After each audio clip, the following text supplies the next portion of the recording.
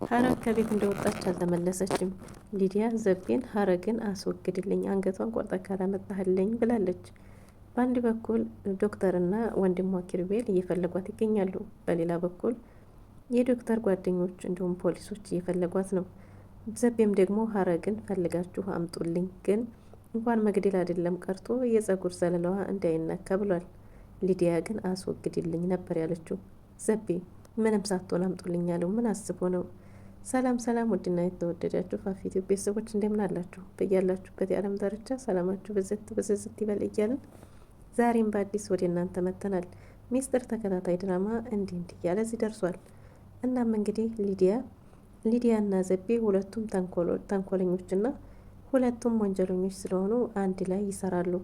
እናም እንግዲህ ምን ብላለች ሊዲያ ዘቤን ስታገኘው፣ እሱ ደግሞ ያው ልክስክስ ስለሆነ ልሳመች ሲል ምን ብላለች? አትበዲብደትን በልክ አርገው፣ በዚህ ልክ አይደለም። እኔ አሁን ቅድሚያ መቅደም ያለበት አለ፣ አሁን ስለ መሳሳሙ አታስብ ብላለች። እናሱም እኔ እንደዚህ አይነት ነገር ምንም ግድ አይሰጠኝም፣ እጄን እንደምንም ብዬ አንድ ነገር ላይ ከዘረጋሁት ባዶውን አይመለስም ብሏል። ቁማር ትወዳለህ ስትለውም አሸናፊ ከተገኘ ብሏል። ዘቢ ከኔ ውጭ ማንም ሰው የለም፣ ማንም ሊያሸንፈኝ ለሚረታኝ ወይም ደግሞ ተወዳዳሪ ከኔ ጋር ሊኖር አይችልም ብሎ የሚተማመን ሰው ነው። እናም እንግዲህ ዘቢ እኔ ከትንኝ ጋር አብሬ ከዛም ከዚህ ማሯሯጥም ክንፏ ከተሰባበረ ጋር ብሏል። እናም ሊዲያ አንድ ቁም ነገር ብላለች። ሀረግ ክንፏ የተሰባበረ ወይም እንደምታስባት ሳይሆን እሷ የምታደርገውን የምታቅ መሰሪ ናት ብላለች። እውነትም ሀረግ አስተዋይና ጠንካካ ናት። ነገር ግን አሁን ላይ ለዶክተር በሚሰማት ስሜት የተነሳ ዶክተር ለኔ ይሄን ሁሉ እየዋለልኝ የእሱን ትዳርም ሆነ ህይወት አላበላሽም ብላ በራሷ ላይ ወስና የራሷንም ላለማጥፋት አምላክ በወሰደ ጊዜ ይውሰደኝ ብላ የጎዳና ህይወትን ተያይዘዋለች። እናም እንግዲህ ሊዲያም እግር በእጅ እያስፈለገቻት ትገኛለች።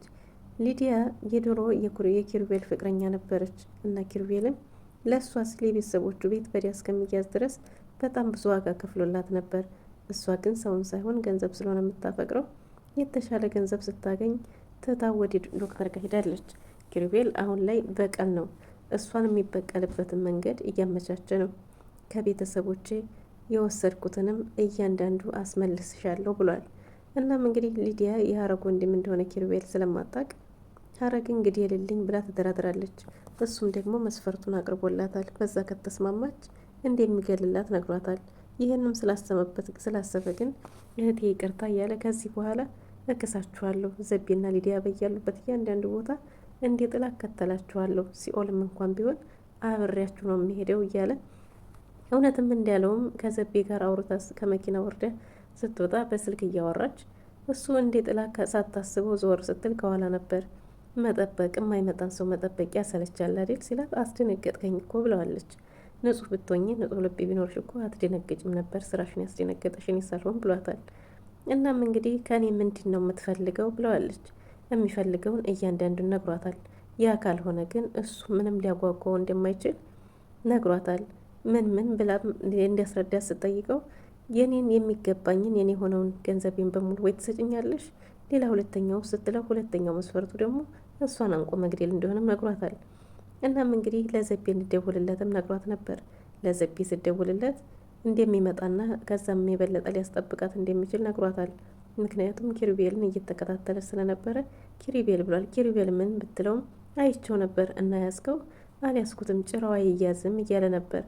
እናም ተከተልከው ስትለው እየተከታተልኩት ነው ግን ጭራው መያዝ አልቻልኩም ብሏት እንደማይመጣና ሊቀርም እንደሚችል ነገራት። ከዛ እሷም ጸጥ ብላለች።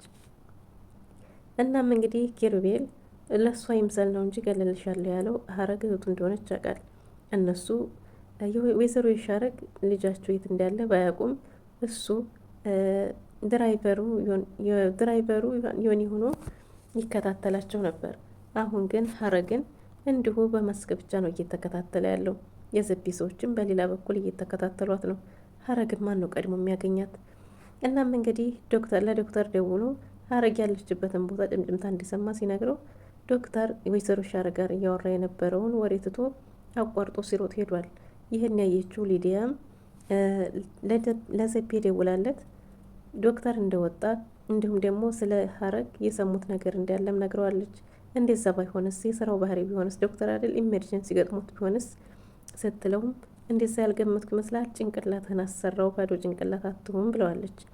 እናም እንግዲህ ዘቤም ደግሞ ሰይጣን ለአንድ ጊዜ ቢያንቀላፋና ዙፋኑን የሚወርስለት ቢያጣ አንቺን ነበር የምጠቁመው ብሏል። እና ዘቤ እሱም ሁለታቸውም ያሉበት መንገድ ተመሳሳይ ስል እንደሆነና እሷም ሌባ እሱም ሌባ እንደሆኑ እሱም ደግሞ በስርቆት የሚያገኘው ፍቅሩ እያስደስተው እንደሆነ እሷም ደግሞ ተመሳሳይ ላይ የቆሙ ሁለታቸውም ነውረኞች ስለሆኑ ማንን ማነወር ወይም መውቀስ እንደማይችል ነግሯታል። ዘቤ ለሊዲያ ማናቸውም ንጹሕ እንዳልሆኑና እሱም ያሉበት መንገድ ተመሳሳይ ስለው እንደሆነ እንዲሁም ደግሞ አንዳቸውን መኮንን ወይም መወንጀል መናገር እንደማይችሉ ምክንያቱም ማናቸውም ንጹሕ ስል እንዳልሆኑ ሲነግራት እንደሚያስፈልጋትም ነግረዋለች። ሊዲያ ብቻሽን መቆማችም ሲላት አሁን ዘቤ ታስፈልገኛለህ ብላለች።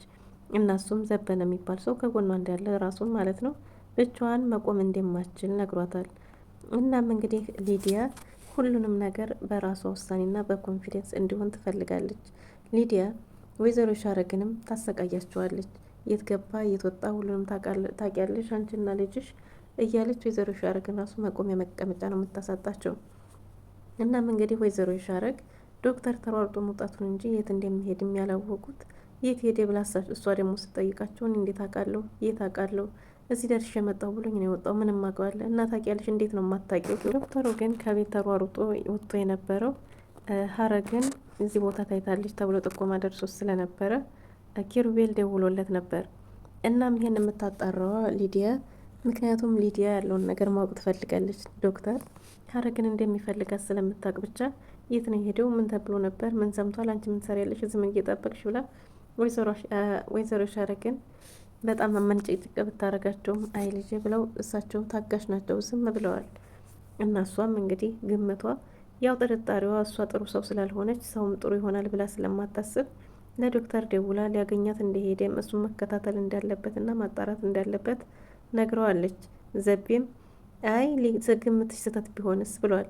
እሷም ደግሞ ጭንቅንቅ እና ዘቤም ተከታተል ስለተባለ ዶክተሩን ሲከታተል ዶክተርም አይቶት ስለነበረ አቅጣጫ ቀይሶ ተሰውሮታል።